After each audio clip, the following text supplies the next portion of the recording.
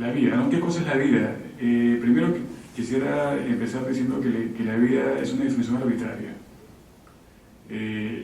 Un grupo de personas se han juntado y han dicho que definamos vida. Nosotros vamos a arbitrariamente decir qué cosa pensamos nosotros que es vida, ¿no? Y la definición globalmente aceptada en la comunidad científica es básicamente que la vida, que para que algo sea considerado como vivo debe reunir unas características mínimas, ¿no? O la gran mayoría de las características que voy a citar. La primera característica es que debe existir homeostasis, un proceso llamado homeostasis. ¿Qué cosa quiere decir eso? ¿Alguien sabe qué cosa es homeostasis? Biología en general, en el colegio, ¿no? El equilibrio interno, ¿no? Perdón, equilibrio interno, exactamente. La homeostasis es la capacidad que tiene un sistema para mantener ciertas variables constantes, por ejemplo, ¿no? Si ustedes se dan cuenta, su temperatura no se mueve más o menos a 37 grados. Si la temperatura baja a 20 grados, se mueven. Si la temperatura sube a 45 grados, se mueven. Entonces, el cuerpo tiene varios mecanismos que buscan mantener, por ejemplo, la variable llamada temperatura más o menos constante, ¿no? Lo mismo se puede aplicar a temas como acidez de la sangre, cantidad de oxígeno o dióxido de carbono en el plasma, un montón de diferentes variables que al mantenerse estables hacen que sea posible la vida. Entonces esa es una de las primeras características, homeostasis, ¿no? La segunda es organización, ¿no? Los seres vivos deben contar con concepto de organización. Vayamos a la escala que variamos. Si vemos una célula, un organismo unicelular, vamos a ver que hay una organización dentro de esa célula, y si vamos a un nivel de organismo multicelular como cualquiera de los que estamos aquí, tenemos también otro tipo de organización, ¿no? Tenemos también la propiedad de metabolismo. Metabolismo no es más que intercambiar cosas con el exterior, ¿no? Todos respiramos, todos comemos, estamos permanentemente intercambiando materia y energía con nuestro entorno. Entonces, eso es otra característica de la vida. Tenemos otro que es crecimiento, ¿no? Los seres vivos generalmente crecen, empiezan de un tamaño determinado, luego desarrollan estructuras adicionales y crecen. Los seres vivos también deben ser adaptables, deben poder adaptarse a su entorno. Además, los seres vivos deben poder responder a estímulos externos o internos, ¿no? Deben tener la capacidad de interactuar con su entorno, y finalmente, y muy importante, deben ser capaces de reproducirse. Entonces, cuando nosotros vemos algo en la naturaleza y decimos ¿eso está vivo o está muerto?, para nosotros determinar que está vivo, esto que estamos analizando debe tener todas las características, o al menos la mayoría. ¿Por qué digo la mayoría? Porque existen algunos seres, podríamos llamarlos sistemas organizados biológicos o orgánicos en la naturaleza, que no cumplen con todas las características de vida. El típico ejemplo es el virus, ¿no? Un virus, ¿saben con cuál de las características que he mencionado no cumple un virus? ¿Qué me dice? Por ahí va, ¿no? El virus no tiene metabolismo. El virus no intercambia sustancias o energía con el entorno, sino hasta que invade una célula, inyecta el ADN que tiene dentro del núcleo de esta célula, y luego la célula se convierte en una fábrica de virus, ¿no?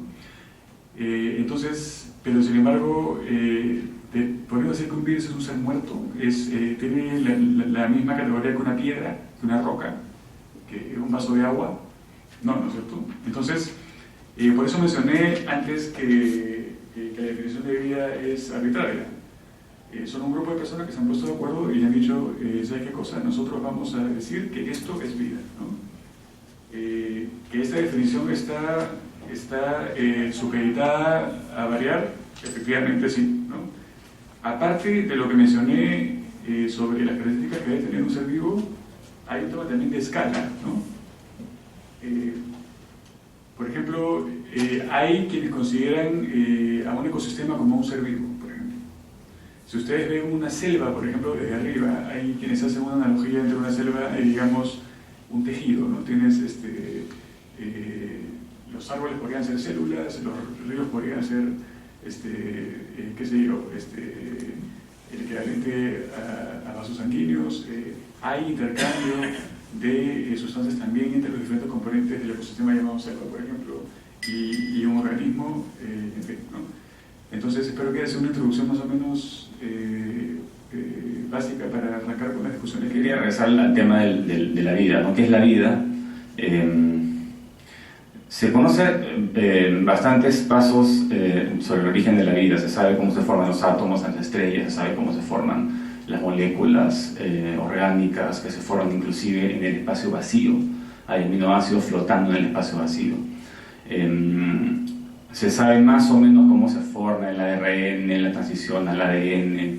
Hay algunos huecos por ahí. No se sabe si la vida se originó en la Tierra o si vino de alguna otra parte del sistema solar o inclusive de otros sistemas, por esta hipótesis de la panspermia, ¿no? Que es interesante. Entonces hay cosas que no se conocen. Se sabe el origen de la Tierra, se sabe cómo comenzó la Tierra, cómo se formó el sistema solar, eso no es un misterio, hace 4.5 mil millones de años, ¿no? Se sabe cómo podría acabar, se sabe que las galaxias de la Vía Láctea, nuestra galaxia, la galaxia de Andrómeda, van a chocar en un futuro distante, ¿no? Hay teorías o hipótesis sobre lo que sucede o lo que pudo haber sucedido antes del Big Bang. Hay hipótesis sobre lo que podría suceder después. Algunas de estas tal vez no tengan laboratorio, no puedan ser falsables. Esas son hipótesis que podrían convertirse en teorías científicas. Hay toda una discusión, por ejemplo, si es que la, entre comillas, teoría de las supercuerdas es una teoría científica. Pero el tema de la vida es interesante porque Jorge habló un poco sobre la homeostasis. Yo había estudiado, creo que en el colegio, 7 características, ¿no? Que crecen o nacen, mueren, crecen, se reproducen, respiran, tienen ADN, cosas así, ¿no? Entonces, claro, si encontramos vida que no tenga ADN, que utilice tal vez otra molécula o que utilice inclusive otras bases, ¿no? Que no sean carbono, sino silicio, ¿no? Vamos a llamar eso vida. Según los físicos, la vida tiene que ver con la posibilidad de retrasar de alguna manera la termodinámica, ¿no? La vida estaría capturando energía del sistema para ordenarse, haciendo el sistema más desordenado al final, ¿no? Entonces el universo fluye del orden al desorden y en este flujo puede existir la vida, ¿no? Cuando se llega al desorden absoluto, a la entropía absoluta, al equilibrio térmico, y ya no va a poder haber vida, ¿no? Entonces algunos físicos también la definen de esa manera. Los informáticos podrían definirla como la capacidad de almacenar información.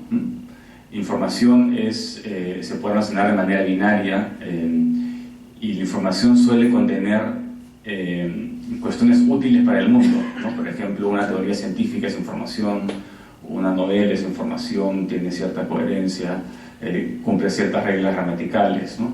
Pero si yo tipeo letras al azar, eso no es información, ¿no? Entonces la vida tiene la capacidad de tomar estas miles de millones de variables y acumular en esta molécula información que sea útil para vivir en el mundo, ¿no? Y la primera información o la primera capacidad que tiene esta molécula es la replicabilidad, ¿no? Y toda replicabilidad contiene algunos errores a veces, ¿no? Y eso hace que hayan diferencias en las proteínas que se están codificando y eventualmente puede haber también un cambio al azar que sea adaptativo. Como creo que mencioné antes, la definición de vida es un poco arbitraria, ¿no? Víctor bien mencionó hace poco tiempo que, claro, o sea, nosotros definimos vida como algo hecho por compuestos orgánicos, pero podríamos ir a otro país, a otro planeta y de repente ver sistemas que compartan las mismas características que mencioné antes, ¿no es cierto? Metabolismo, crecimiento, reproducción, homeostasis, irritabilidad, etc. Pero que estén basadas en silicio o que estén basadas en otro tipo de elementos, ¿no? Ante la pregunta, ¿hay vida fuera de la Tierra o no, otra vez, desde un punto de vista exactamente naturalista, materialista, yo digo, ¿por qué no? Si es que nosotros, imagínense ustedes que vean a la Tierra desde afuera, ¿no? Tú tienes un planeta que se origina de la explosión de una estrella, es una bola de fuego que empieza a enfriarse, y al final, después de miles y millones de años, termina con un planeta, y dentro de ese planeta, cuando no había nada, súbitamente empieza la vida, ¿no? Eso es más o menos la teoría que se maneja ahora. ¿Cómo empezó la vida? La teoría de la biogénesis se especula que se dieron justamente las variables necesarias en cierto momento, calor, presión, temperatura, qué sé yo, y se formaron las primeras estructuras orgánicas complejas que se autorreplican. Tu posición, ¿no?, como científico es que no necesariamente vino de otro lado, sino que aquí simplemente... Pero si decimos que vino de otro lado, estamos pateando la pregunta, ¿no? O sea, ok, vino de otro lado, pero ¿de dónde vino? ¿Cómo se formó? ¿No?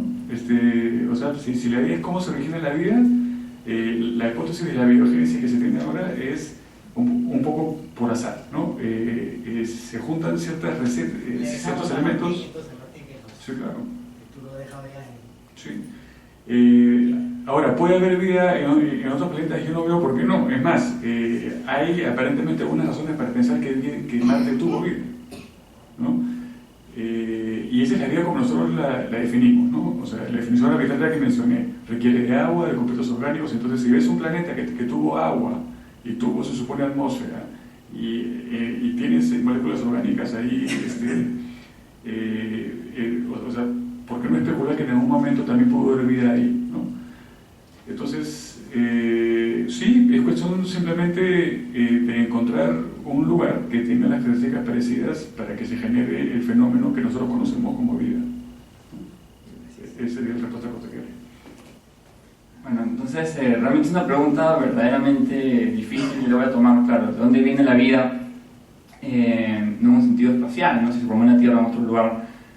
Sino en última instancia, más allá de la descripción de cómo la materia inorgánica se configura, ¿no?, a partir de ciertas leyes, yo creo que la pregunta más filosófica, más interesante, vincula el problema con la existencia misma de un universo, ¿no?, con leyes tan determinadas que permiten que una organización tan compleja se dé, ¿no? Imagínense, podría haber un universo que simplemente sean rocas dando vueltas por ahí, ¿no? Estamos en todo caso en un universo capaz de crear organismos sumamente complejos y en última instancia hay una diferencia cualitativa cuando hablamos de la vida humana, de la vida libre, que es capaz de preguntarse acerca de sí misma. Entonces una respuesta sería por azar, ¿no? Y tal vez en términos científicos eso se podría traducir a que simplemente no sabemos, no encontramos un sentido, porque claro, no es tema de la ciencia encontrar un sentido. Yo creo que si queremos buscar un sentido a la vida, no solo a la vida personal, sino a la existencia de la vida misma, la pregunta de dónde sale la vida está estrictamente vinculada con la pregunta de ¿para qué?, ¿no? Entonces yo creo que acá sí ya estamos fuera de los límites de la ciencia, ¿no? Son preguntas ya que tienen una connotación ética, en tanto vinculan con preguntas más fundamentales, como acerca de la existencia misma del universo, de las leyes del universo. Entonces ya estamos en un terreno en el que una de las conclusiones que tenía pensadas, es lícito, digamos, pensar conceptos que no son científicos. Por ejemplo, uno es el concepto de un Dios creador, ¿no?, o de una creación. En principio, todo lo organizado en el mundo, todo lo que nos rodea, no se ha configurado aleatoriamente, sino que alguien lo ha creado. Entonces, si planteamos esta misma pregunta, la existencia de un universo tan organizado, con leyes muy específicas que permiten esta organización, entonces es pensable la existencia de un creador, ¿no? Pero claro, esto es una cuestión que normalmente yo entiendo no entra en conflicto con la ciencia, sino es un terreno del pensamiento que tiene a su base justamente la información y los conocimientos de la ciencia, ¿no? La vida es algo tan complejo, ¿no?, que nos remite a pensar una inteligencia que la dirija. Si bien esto, nuevamente, quiero terminar con eso, no es un tema de conocimiento, sino únicamente, como yo lo pongo, una posibilidad de pensamiento, ¿no?, que podría a lo mejor responder ciertos interrogantes de una índole distinta. Gracias.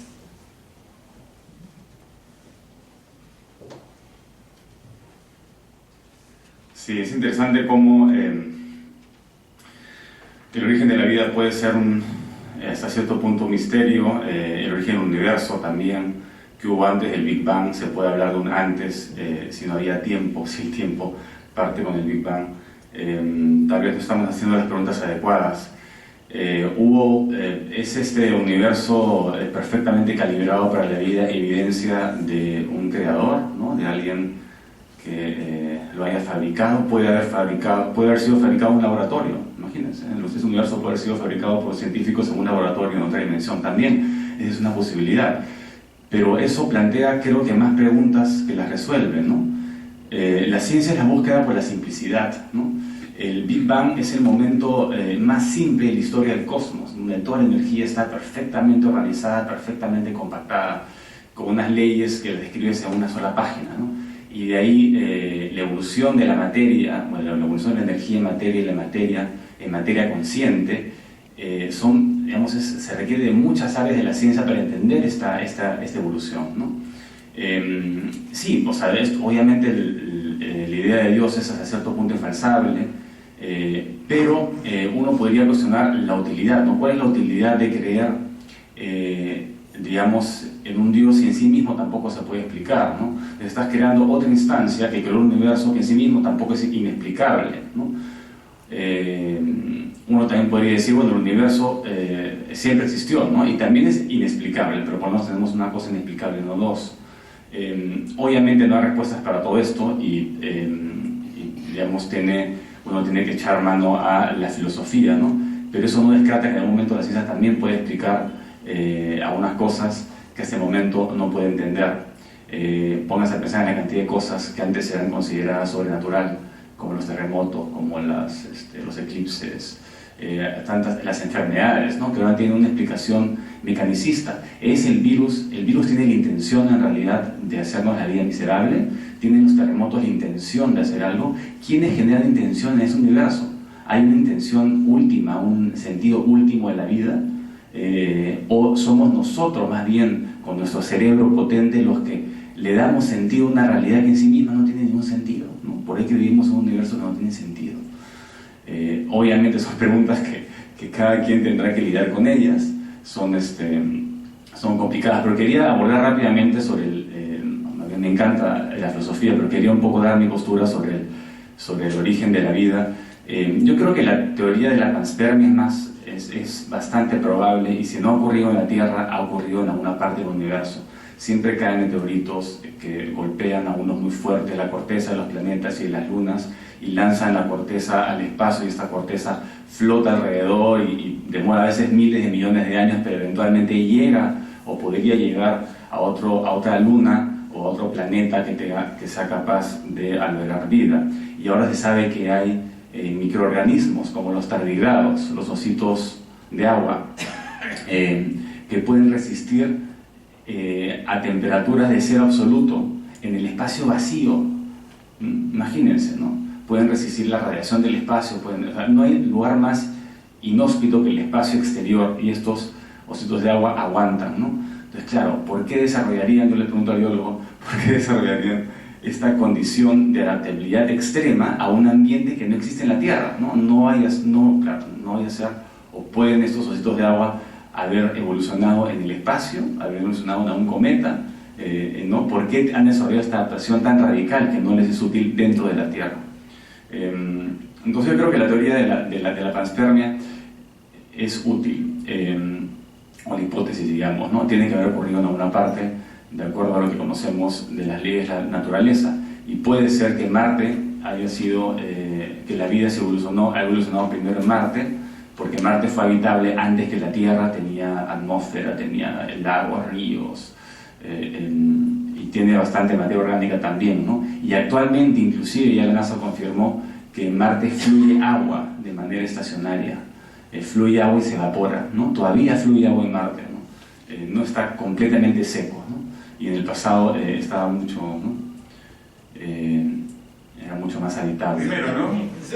Primero, el tema de propósito, ¿no? O sea, ¿por qué se ha adaptado este osito del agua para poder irse de un asteroide? ¿Por qué ¿Por qué vive la gente? ¿Cuál es el propósito de la vida? Etcétera. Y yo creo que esa es una pregunta que no tiene mucho sentido desde el punto de vista biológico, salvo que lo aterricemos a un punto de vista un poco más conductual a nivel de ser vivo, ¿no? Los seres vivos, todos viven en teoría, o coloquialmente hablando, para poder reproducirse. Su objetivo puntual, el objetivo puntual de todos los seres vivos es reproducirse, perpetuarse en el tiempo, ¿no? Para eso evolucionan, para eso buscan comida, para eso se reproducen, etcétera, ¿no? Pero en realidad, desde un punto de vista meramente científico, la vida es un accidente. La vida es un accidente, es una especie de sistema que está corriendo un software, ¿no? En un hardware determinado y que avanza por un tema puramente determinista, ¿no? Entonces, cuando uno deja de ser antropocentrista y deja de ver el universo como algo que está creado alrededor del hombre o con un propósito y ve a la vida como un fenómeno que ha aparecido aleatoriamente en un planeta y que podría irse a otro planeta, etc., eso empieza a tener un poco más de sentido, ¿no? Yo quisiera discrepar en parte con el doctor Regal cuando dice que la ciencia no interviene en temas como la estética y el arte. Yo pienso que la neurobiología está dando cada vez más terreno y pues vamos a empezar a explicar temas como creatividad, como temas un poco más subjetivos, empiezan a desubjetivizarse gracias al entendimiento de cómo funciona el cerebro, etcétera. Y otra cosa que quería mencionar también es la predisposición que tiene la gente a no estar contenta con decir no sé, ¿no? Si uno de ustedes se pregunta ¿por qué estamos acá? ¿No? O digamos, ¿cómo se creó la vida? ¿No es cierto? La postura más racional desde un punto de vista científico, digamos, sería decir no sé. ¿Por qué? Porque no tenemos evidencia para saber con certeza qué pasó. Podemos hipotetizar, ¿no?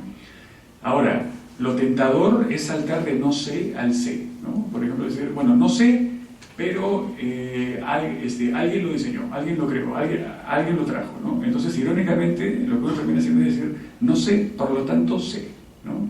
Como no sé, entonces sé que alguien vino y lo hizo. Claro, ¿cómo puede ser que tengamos una fruta tan perfecta, ¿no? No, tuvo que ser diseñada, ¿no? Entonces, claro, en vez de decir no sé y adoptar una hipótesis según evidencia o según lo que uno vaya descubriendo, no, decimos sé. En todo caso, lo que podríamos decir sería, podríamos hipotetizar con diferentes grados de certeza acerca de una explicación y sustentar esa hipótesis con algún tipo de evidencia, ¿no? Aun cuando sea inconcluso, ¿no? Por ejemplo, qué sé yo, ¿por qué pudo haber habido vida en Marte? Porque como dijo Víctor, ¿no? Hay evidencia de que hay agua, hay evidencia de que hay una atmósfera. Entonces puedes de alguna manera racionalmente hacer un caso para decir, yo pienso que con cierto grado, que hay cierta probabilidad de que efectivamente hubo vida en Marte, así como hay vida en la Tierra. Y extrapolarlo un poco más, ¿hay vida en el universo? No sé, pero si pudiera especular, ¿no es cierto? Y si tú me dices que existe un planeta que está a la misma distancia de una estrella parecida al Sol, con las mismas características de la Tierra, que tiene rangos de temperatura parecidos, y tiene agua, y tiene la misma edad, sí, o sea, no me parece descabellado pensar que podría haber vida en un lugar así, ¿no? Entonces, esos eran un poco los tres puntos que quería mencionar, ¿no? El tema de intencionalidad. Hay un tema también que mucha gente no menciona, pero que me gusta decirlo. Yo sí pienso que hay una incoherencia troncal entre la noción de un creador y la ciencia que trata de explicar la vida. ¿Por qué? Porque la vida es un accidente. O sea, desde un punto de vista puramente biológico, la vida del ser humano vino por accidente. La evolución es el motor de la evolución, son las mutaciones son aleatorias. Entonces, en teoría, según la evolución, el hombre está acá por accidente. Entonces, si decimos que detrás de la ciencia está Dios y que Dios ha puesto todo sobre la mesa para que el hombre esté aquí ahora, estamos contradiciendo el hecho de que el hombre apareció por accidente, ¿no? Entonces, en todo caso, teníamos que compatibilizar cómo es que una intencionalidad hace que el hombre aparezca por error, ¿no? o por conciencia, o por un tema probabilístico. Entonces, ese es otro tema que quería mencionar, ¿no? Lo dejo lo oportunamente para que sigan conversando. Víctor, que es el que organizó la... Enrique Espinosa, en los lunes culturales. Va a responder a las preguntas de usted, por favor, hagan las preguntas. Sí. No, antes, Bernardo, quería comentarte que a mí de verdad sí me interesa y me mantiene despierto saber el origen de la Tierra, el origen del cosmos. O sea, son cosas que no sé cómo no le podría interesar a la gente. Pero y sí, la ciencia sí da respuestas, sí, en muchos casos sí da respuestas, y da respuestas satisfactorias, ¿no? Al contrario de otras ramas. Y las ideas que da a veces no se encuentra el experimento para medirlas, como las ondas gravitacionales, por ejemplo, ¿no? Que a Einstein me hubiera encantado escuchar y ver, ¿no? Pero que no pudo, ¿no? Y que confirman nuevamente, ¿no? Que Einstein tenía razón. Entonces, es esta capacidad de contrastar estos modelos que nunca van a ser la realidad en sí misma, lo interesante, ¿no? Martín habló acá de la subjetividad, de la objetividad, ¿no? de lo importante también que es la subjetividad, y que la ciencia en principio hay cuestiones que no puede explorar, pero se puede entender la subjetividad objetivamente. Se puede estudiar el cerebro, se puede, digamos, si se llega a producir inteligencia artificial, por ejemplo, si se llega a producir una conciencia en una computadora, eso no quiere decir que vamos a entender lo que es la conciencia, eso quiere decir que hemos podido fabricar, digamos, una estructura similar a la conciencia, ¿no? El recrear no quiere decir entender necesariamente, pero las suficientes recreaciones nos llevan a entender algo, ¿no? Si el modelo es consistente y puede ser probado y replicado, y ha pasado el tiempo, y ya pues y no se pueden tumbar con ese modelo, viene a ser, digamos, como una de las mejores explicaciones, ¿no?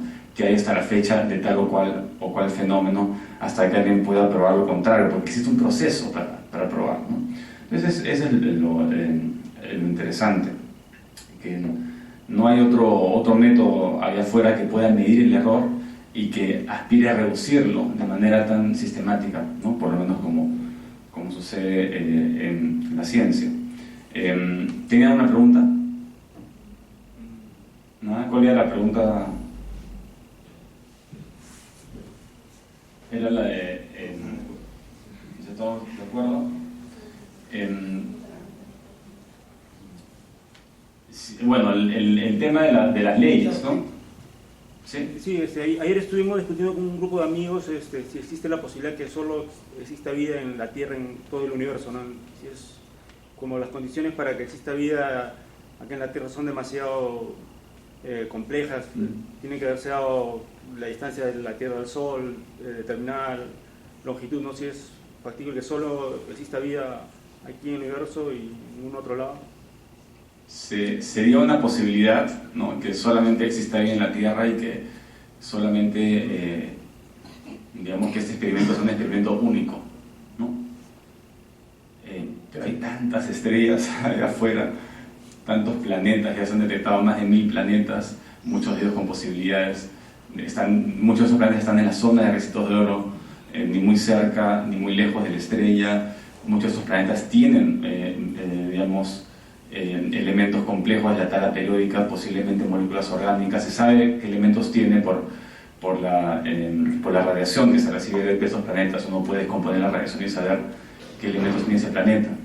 Entonces, sería bien improbable que un universo tan grande, con leyes iguales, no haya surgido la vida en otros lugares.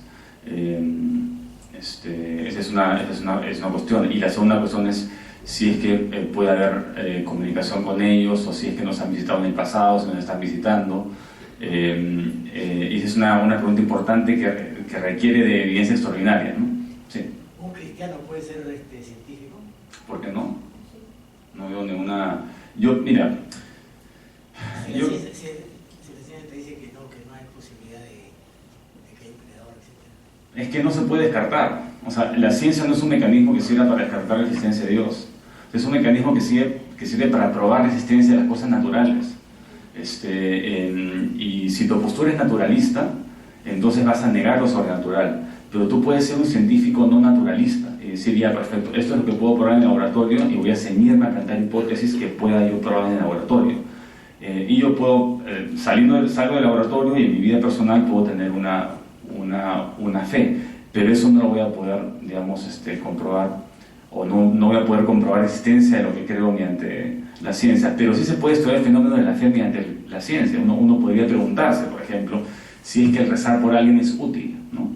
Y si es que ya hay estudios interesantes en Estados Unidos de pacientes terminales, que a muchos de ellos tienen familia que rezan por ellos, otros siguen una terapia alternativa al costado de la terapia científica, y el tercer grupo únicamente se ciñe a la terapia científica, ¿no? Y aparentemente ni las terapias pseudocientíficas ni el rezo ayudan mucho a la expectativa de vida. ¿No? Al contrario de lo que los investigadores personaban, porque los investigadores, cuando hicieron esto, pensaban que el efecto placebo del rezo o el efecto placebo de las pseudociencias podría ser útil, y aparentemente no es útil, ¿no? Entonces es contrario a lo que creían los propios investigadores. Sí. Mi nombre es Margarita Cárdenas y soy cristiana, y me gustan estos temas porque a través de estos temas yo puedo ver que lo que hablan las escrituras es como le da la más certeza de lo que ya está escrito, porque hay cosas que se están descubriendo, y cuando nosotros miramos las escrituras vemos que también ahí están escritas ya. Entonces, por ejemplo, ¿no? Si verdaderamente Dios no existiera, entonces yo pienso que el efecto que da una persona cuando se acerca a Dios, o cuando lo clama en momentos difíciles, no tuviera una respuesta. Por ejemplo, yo más antes era una persona muy escéptica, tenía que ver para creer. Yo siempre estaba en contradicción de la existencia de Dios, pero yo desde la edad de 7 años había tenido agua en los pulmones, y yo estaba en tratamiento y pasaron los años y la medicina no me pudo curar. Pasé a la medicina natural, también igualito en ese mismo, hasta que yo me sentí un momento que a los 19 años que realmente mi vida no era una vida, ¿no? Entonces yo dije, no, si verdaderamente Dios existe, quisiera que me responda, quisiera saber si verdaderamente Él es real. Y así en mi angustia yo clamé, le dije, si tú verdaderamente existes, por favor, sáname de estas cosas que yo estoy teniendo. Y verdaderamente yo recibí la respuesta. Entonces yo digo, no, si Dios no existiera, entonces yo no hubiera tenido una respuesta. Y todas las otras personas que no recibieron respuesta. El niño de África que, digamos, tiene un ojo que está comido por un gusano y que va a quedar ciego antes de los 5 años. Él tiene la culpa. Hay cosas que a veces hay cosas que son sin explicaciones, pero yo en mi posición personal, yo puedo decir que Dios sí existe y hay vida, porque la Biblia dice que hay vida. O sea, aparte de nosotros que estamos acá, hay existencia, por ejemplo, nosotros en la palabra de Dios encontramos que hay el tercer cielo, y en el tercer cielo está... y las partes de la Biblia que dice que la tierra es plana, por ejemplo, eso no se debe comprobar. Por ejemplo, la palabra de Dios en el libro de Job, que es un libro científico, habla acerca de la tierra, de la tierra que es redonda, no habla de una tierra plana. Lo que pasa es que es hasta cierto punto conveniente decir, si es que Dios me ayuda en la vida, entonces es misericordioso. Pero si Dios no me ayuda, o si Dios no ayuda a mi vecino, entonces es misterioso, por algo tiene que ocurrir, ¿no? Entonces es una explicación ad hoc, que es interesante también, sí. Yo pienso que... A ver.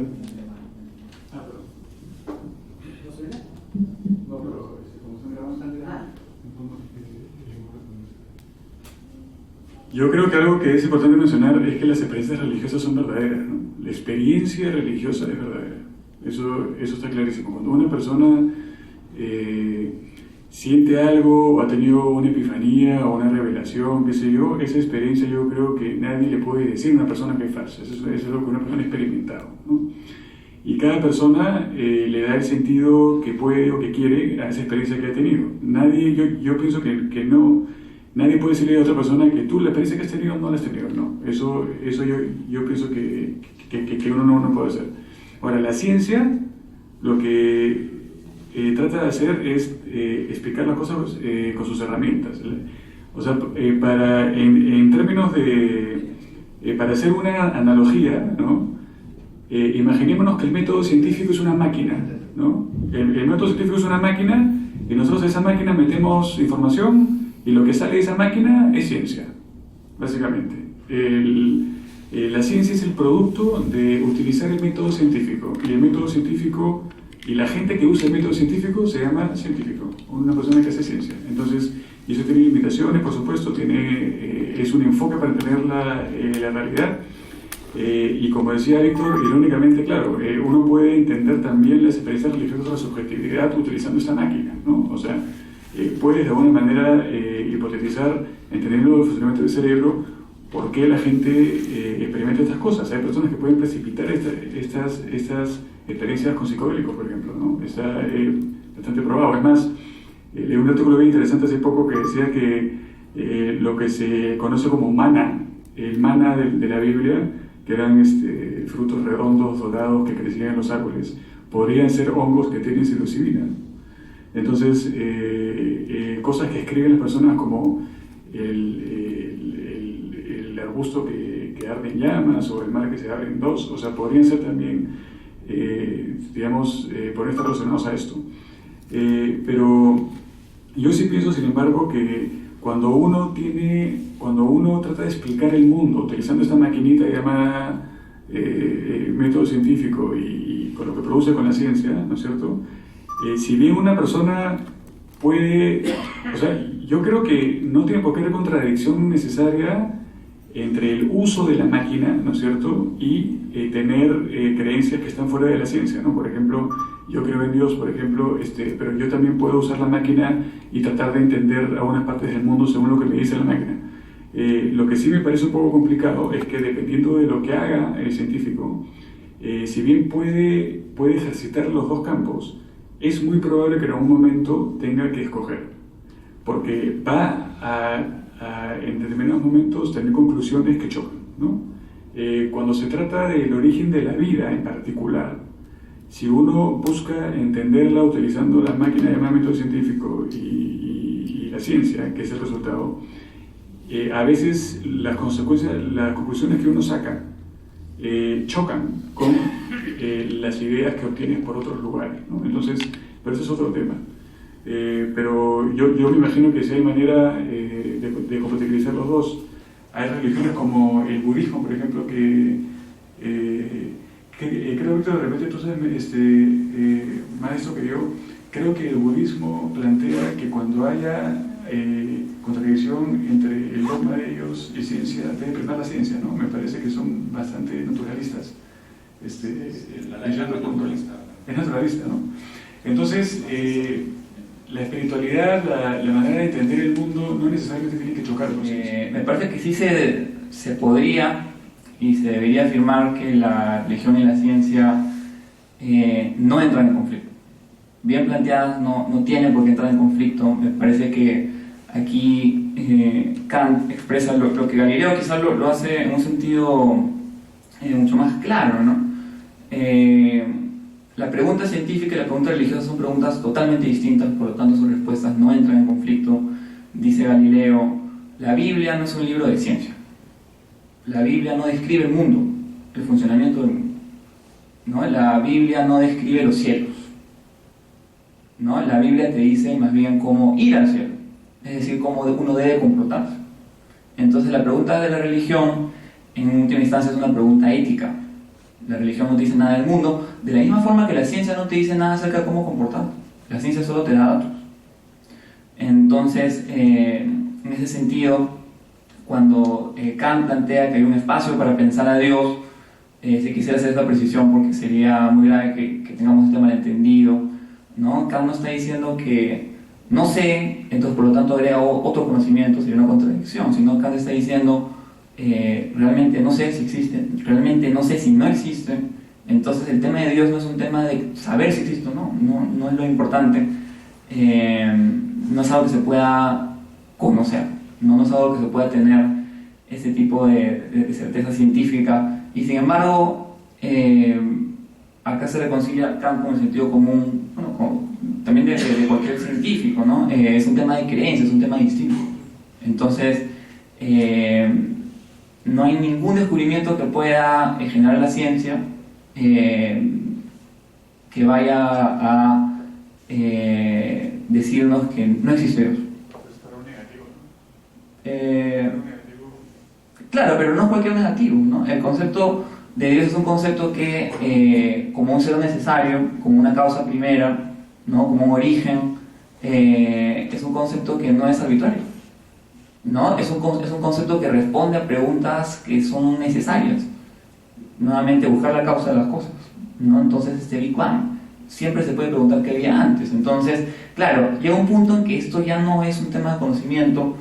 Podemos decir simplemente y es sano, ¿no? El pensamiento científico es sano decir simplemente no sé, ¿no? Pero en tanto eso supone, en tanto el concepto de Dios no crea un conocimiento, pero sí, de alguna forma, las religiones, y eso es algo que no hay que negar, ¿no? Las religiones no son solo descripciones fantásticas de qué pasó antes, ¿no? Las religiones siempre están vinculadas con pautas de comportamiento, ¿no? Entonces, en tanto una religión es un trasfondo para una visión ética del mundo, ¿no? Claro, también puede ser trasfondo para las guerras, para la intolerancia, ¿no? Pero en tanto es un trasfondo para un sentido, ¿no? Y un comportamiento ético del mundo, entonces esos conceptos son pensables, si bien no conocibles. Se puede pensar algo, ¿no? Que no sea ni conocimiento ni tampoco una imaginación arbitraria, ¿no? Es una posibilidad de pensamiento que tiene cierta necesidad, pero en ese sentido, claro, ya es subjetivo, ¿no? Sí, a mí no me interesa más allá, no quiero pensar más allá, nadie me tiene por qué obligar a pensar más allá, no hay ningún problema, ¿no? Pero a lo mejor otras personas sí, ¿no? Entonces, bueno, con eso termino.